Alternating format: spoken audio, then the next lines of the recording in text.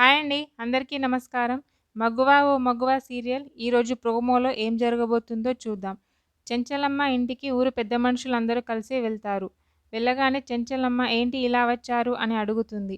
ఈ సంవత్సరం వర్షాలు రాకపోవడం వల్ల నీటి ఒత్తిడి వచ్చిందమ్మా అని చెప్తారు.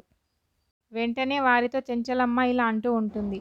మీ అందరి పొలాలు పండడం కోసం మా పొలం 1కి 2 ఎకరాలు పోయినా నాకేం అభ్యంతరం లేదు. మీ ఇష్టప్రకారమే కాలువలు తవ్వుకోండి అని చెప్తుంది. అప్పుడు వాళ్ళు ఇక్కడ ఒక సమస్య ఉందమ్మా అంటారు. చెంచలమ్మ వెంటనే ఏంటది అని అడుగుతుంది. కాలువలు తవ్వడానికి మీ కోడలి గారు కూడా తన పొలాన్ని కొంత ఇవ్వాల్సి ఉంటుంది అని అంటారు. ఆ మాటలకి చెంచలమ్మ ఆలోచనలో పడుతుంది. వెంటనే వారితో కేశవ ఇలా అంటాడు. మీరే వెళ్ళి ఆ సింధూరాతో మాట్లాడండి అని చెప్తాడు. వెంటనే ఆ ఊరు పెద్ద మనుషులు అందరూ కలిసి సింధూరా దగ్గరికి వెళ్తారు.